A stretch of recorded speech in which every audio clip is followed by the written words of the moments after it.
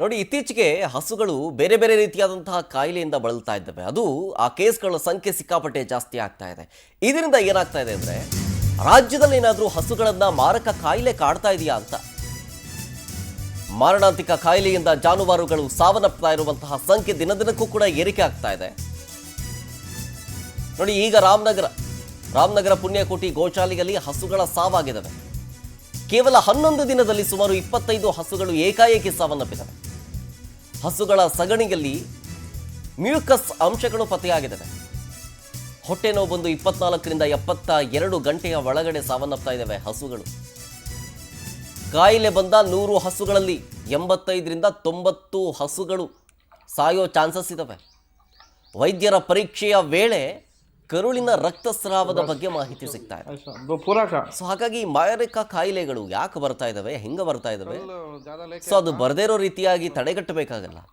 So ಈ ಕಾಯಿಲೆಯಿಂದಾಗಿ ಸುಮಾರು 100ರಲ್ಲಿ 85ರಿಂದ 90 ಹಸುಗಳು ಸಾವನ್ನಪ್ತಾ ಇದೆ ಅಂತ. ಕೇವಲ ಒಂದೇ ಕಡೆ ಅಲ್ಲ, ರಾಮನಗರ ಮಾತ್ರ ಅಲ್ಲ, ಶಿವಮೊಗ್ಗ, ಶಿರಸಿ, ಚಿತ್ರದುರ್ಗ ಸೇರಿ ಹಲವು ಕಡೆಗಳಲ್ಲಿ ಈ ರೀತಿಯಾದಂಥ ಕಾಯಿಲೆಗಳು ಪತ್ತೆಯಾಗಿದ್ದಾವೆ. ಏಕಾಏಕಿ ಹಸುಗಳ ಸಾವಿನಿಂದ ಗೋಶಾಲೆಯ ಜೊತೆಗೆ ರೈತರಿಗೂ ಕೂಡ ನಷ್ಟವಾಗ್ತಾ ಇದ್ದಾವೆ. ಸೊ ಸರ್ಕಾರ ಇದನ್ನ ಗಂಭೀರವಾಗಿ ಪರಿಗಣಿಸಬೇಕು ಅಂತೇಳಿ ಗೋಪಾಲಕರು ಮನವಿಯನ್ನ ಮಾಡ್ಕೊಳ್ತಾ ಇರೋದು ಒಂದು ಕಡೆ. ಹಸುಗಳ ಸಾವಿಗೆ ರೈತರಿಗೆ, ಗೋಪಾಲಕರಿಗೆ ಪರಿಹಾರ ಕೊಡಬೇಕು ಅಂತ ಮನವಿಯನ್ನ ಕೂಡ ಮಾಡಲಾಗ್ತಾ ಇದೆ.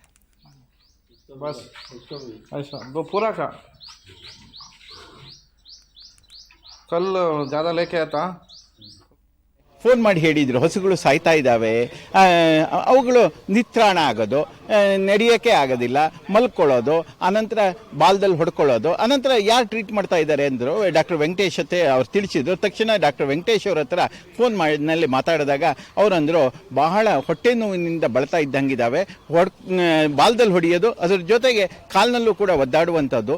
24 ಗಂಟೆ ಒಳಗೆ ನೆಲದ ಮೇಲೆ ಬೀಳ್ತವೆ, ಬಿದ್ದ ನಂತರ ಒದ್ದಾಡಿಬಿಟ್ಟು 24ರಿಂದ 72 ಗಂಟೆ ಒಳಗೆ 90 ಭಾಗ ಹಸುಗಳು ಸಾಯ್ತಾ ಇದ್ದಾವೆ ಅಂತ ಹೇಳಿದರು. ನಾನು ತಕ್ಷಣ ನನಗೆ ಗೊತ್ತಿರುವಂಥ ಪೆಥಾಲಜಿಸ್ಟು, ಮೈಕ್ರೋಬಯಾಲಜಿ, ವೆಟನರಿ ಮೈಕ್ರೋಬಯಾಲಜಿಸ್ಟು, ಅದ್ರ ಮೇಲೆ ಟಾಕ್ಸಿಕಾಲಜಿ ಏನಾದರೂ ಇರ್ಬೋದು ಅಂತ ಹೇಳಿ ಡಾಕ್ಟರ್ ಶ್ರೀಧರ್ ಭಟ್ ಅಂತ ಹೇಳಿ ಫಾರ್ಮಕಾಲಜಿ ಹೆಡ್ ಶಿವಮೊಗ್ಗ ವೆಟನರಿ ಕಾಲೇಜಲ್ಲಿ ಇದ್ದಾರೆ. ಅವ್ರ ಜೊತೆನೂ ಕೂಡ ಚರ್ಚೆ ಮಾಡಿದೆ ಈ ವಿಷಯದ ಬಗ್ಗೆ.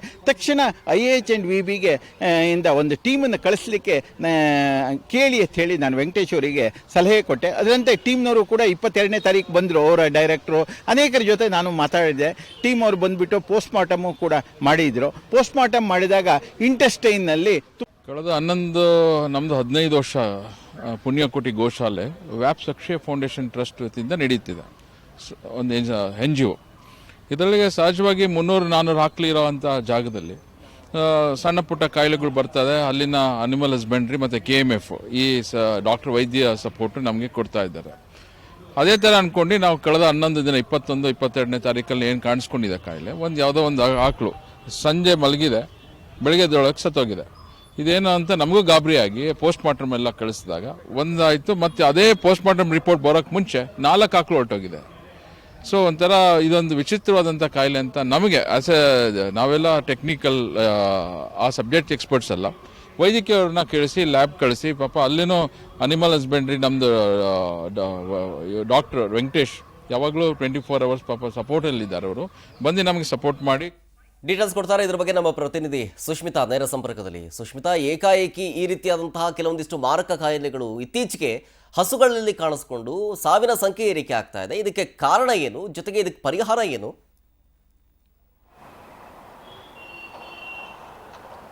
ಶರತ್, ರಾಜ್ಯದಲ್ಲಿ ಹಸುಗಳಲ್ಲಿ ಮಾರಣಾಂತಿಕ ಕಾಯಿಲೆ ಕಾಣಿಸ್ಕೊಳ್ತಾ ಇದೆ. ಅಂದರೆ ಹೆಮರಜಿಕ್ ಬೋವೆಲ್ ಸಿಂಡ್ರೋಮ್ ಅಂತ ಹೇಳಿ ಇದನ್ನು ಶಂಕಿಸಲಾಗಿದೆ. ಅಂದರೆ ಕರುಳಿನ ತೀವ್ರ ರಕ್ತಸ್ರಾವ. ಅಂದರೆ ಈ ಒಂದು ಹಸುಗಳ ಕರುಳಿನಲ್ಲಿ ಏನಿದೆ, ಆ ಒಂದು ಸಣ್ಣ ಕರುಳು ಹಾಗೆ ದೊಡ್ಡ ಕರುಳಿನಲ್ಲಿ ತೀವ್ರವಾಗಿ ರಕ್ತಸ್ರಾವ ಆಗುತ್ತೆ. ಆ ಒಂದು ರಕ್ತಸ್ರಾವ ಯಾರಿಗೂ ಕೂಡ ಗೊತ್ತಾಗೋದಿಲ್ಲ. ಅಂದರೆ ಮನುಷ್ಯರಿಗಾದರೂ ಹೊಟ್ಟೆ ನೋವು ಬಂದ ತಕ್ಷಣ ಯಾರಿಗಾದ್ರೂ ಹೇಳ್ಕೊಳ್ತಾರೆ, ಅದು ಮೂಕಪ್ರಾಣಿ. ಆ ಒಂದು ಮೂಕಪ್ರಾಣಿ ಏನಾಗುತ್ತೆ, ಹೊಟ್ಟೆ ನೋವಿನಿಂದ ಬಳಲಿಕ್ಕೆ ಶುರು ಆಗುತ್ತೆ. ಬಳಲಿದ ನಂತರ ಕೇವಲ 24 ಗಂಟೆಯಿಂದ 72 ಗಂಟೆಯೊಳಗೆ, ಅಂದರೆ ಒಂದು ದಿನದಿಂದ 3 ದಿನದೊಳಗೆ ಹೊಟ್ಟೆ ನೋವಿನಿಂದ ಬಳಲಿ ಸಾಯ್ತಾ ಇರುವಂಥದ್ದು. ಅಂದರೆ 1991ರಿಂದನೂ ಕೂಡ ಈ ಕಾಯಿಲೆ ನಮ್ಮ ರಾಜ್ಯದಲ್ಲಿ ಇದೆ, ಆದರೆ ಹೆಚ್ಚು ಪ್ರಚಲಿತ ಆಗಿರಲಿಲ್ಲ. ಯಾಕಂತ ಹೇಳಿದ್ರೆ ಬೇರೆ ಬೇರೆ ಜಿಲ್ಲೆಗಳಲ್ಲಿ 1-2 ಹಸುಗಳು ಸಾಯ್ತಾ ಇತ್ತು. ಆದರೆ ರಾಮನಗರದಲ್ಲಿ ಕಳೆದ 11 ದಿನದಲ್ಲಿ ಬರೋಬ್ಬರಿ 25ಕ್ಕೂ ಹೆಚ್ಚು ಹಸುಗಳು ಸಾವನ್ನಪ್ಪಿರುವಂಥದ್ದು. ಹೀಗಾಗಿ ಒಂದು ಕಡೆ ಏನು ಪುಣ್ಯಕೋಟಿ ಗೋಶಾಲದವರಿಗೆ ಹಾಗೆ ಪಶು ವೈದ್ಯರಿಗೆ ಇದು ಒಂದು ರೀತಿಯಲ್ಲಿ ಅಚ್ಚರಿಯ ಸಂಗತಿ, ಹಾಗೆ ಒಂದು ರೀತಿಯಲ್ಲಿ ಆತಂಕವನ್ನು ಕೂಡ ಸೃಷ್ಟಿ ಮಾಡಿದೆ ಅಂತಲೇ ಹೇಳ್ಬೋದು. ಯಾಕಂತ ಹೇಳಿದ್ರೆ ಯಾವುದೇ ರೀತಿ ಕಾಯಿಲೆಯ ಲಕ್ಷಣಗಳಿರೋದಿಲ್ಲ. ಇವಾಗ ಸಾಮಾನ್ಯವಾಗಿ ಇದು ಬ್ಯಾಕ್ಟೀರಿಯಲ್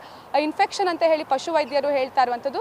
ಬ್ಯಾಕ್ಟೀರಿಯಲ್ ಇನ್ಫೆಕ್ಷನ್ ಅಂತ ಹೇಳಿದ್ರೆ ಜ್ವರ ಕಾಣಿಸ್ಕೊಳ್ಬೇಕು, ಆದರೆ ಹಸುಗಳಲ್ಲಿ ಆ ಒಂದು ಜ್ವರವೂ ಕೂಡ ಕಾಣಿಸ್ಕೊಳ್ತಾ ಇಲ್ಲ, ಕೇವಲ ಹೊಟ್ಟೆ ನೋವು. ಆ ಒಂದು ಹೊಟ್ಟೆ ನೋವಿನಿಂದ ಬಳಲಿ ಈ ಒಂದು ಹಸುಗಳು ಸಾವನ್ನಪ್ತಾ ಇರುವಂಥದ್ದು. ಹೀಗಾಗಿ ಸರ್ಕಾರ ಇದನ್ನು ಗಂಭೀರವಾಗಿ ಪರಿಗಣಿಸಬೇಕಾಗುತ್ತೆ. ಯಾಕಂತ ಹೇಳಿದ್ರೆ ನಾವು ಸಾಮಾನ್ಯವಾಗಿ ಗಮನಿಸಿದಂಗೆ ಕೋವಿಡ್ ಆಗಿರ್ಬೋದು ಅಥವಾ ಇನ್ನಿತರ ಕಾಯಿಲೆಗಳು ಮನುಷ್ಯರಿಗೆ ಬಂದಾಗ ಅದನ್ನು ಸರ್ಕಾರ ಗಮನವಾಗಿ ಇಟ್ಕೊಂಡು ಅದಕ್ಕೆ ಬೇಕಾದಂತಹ ಎಲ್ಲ ಚಿಕಿತ್ಸೆ ಆಗಿರಬಹುದು, ಹಾಗೆ ಯಾವೆಲ್ಲ ಸೂಕ್ತ ಕ್ರಮಗಳನ್ನ ಕೈಗೊಳ್ಳಬೇಕು ಅದನ್ನು ಸರ್ಕಾರ ಮಾಡಿತ್ತು. ಆದರೆ ಹಸುಗಳಲ್ಲಿ ಈ ಒಂದು ಕಾಯಿಲೆ ಕಾಣಿಸ್ಕೊಳ್ತಾ ಇರುವಂಥದ್ರಿಂದ ಒಂದು ಕಡೆ ಹಸುವನ್ನು ಸಾಕೋರ್ಗೂ ಕೂಡ ಗೊತ್ತಾಗ್ತಿಲ್ಲ ಯಾವ ಒಂದು ಕಾಯಿಲೆ ಇದು ಅಂತ ಹೇಳಿ. ಹಾಗೆ ಪ್ರಮುಖವಾಗಿ ಹಸುವಿನ ಸಗಣಿ ಏನಿದೆ, ಹಸುವಿನ ಸಗಣಿಯಲ್ಲಿ ಮ್ಯೂಕಸ್ ಅಂಶ ಅಂದರೆ ಲೋಳೆ ರೀತಿಯಲ್ಲಿ ಆ ಒಂದು ಸಗಣಿ ಸಿಕ್ಕಿರುವಂಥದ್ದು. ಸೊ ಹೀಗಾಗಿ ಸಾಕಷ್ಟು ಆತಂಕವನ್ನು ಹಸುವನ್ನು ಸಾಕ್ತಿರೋರಿಗೆ ಹಾಗೆ ಪಶು ವೈದ್ಯರಲ್ಲಿ ಇದು ಮನೆ ಮಾಡಿರುವಂಥದ್ದು. ಹೀಗಾಗಿ ಸರ್ಕಾರ ಇದನ್ನು ಗಂಭೀರವಾಗಿ ಪರಿಗಣಿಸಿ ಈ ಒಂದು ಕಾಯಿಲೆ ಏನಿದೆ ಆ ಒಂದು ಕಾಯಿಲೆಗೆ ಸೂಕ್ತವಾದಂತಹ ಚಿಕಿತ್ಸೆಯನ್ನು ನೀಡಬೇಕು ಅಂತ ಹೇಳಿ ಗೋಪಾಲಕರು ಹಾಗೆ ಪಶು ವೈದ್ಯರು ಮನವಿಯನ್ನು ಮಾಡ್ಕೊಳ್ತಾ ಇದ್ದಾರೆ. ಶರತ್, ಥ್ಯಾಂಕ್ ಯು ಸುಷ್ಮಿತಾ ಡೀಟೇಲ್ಸ್ಗಾಗಿ.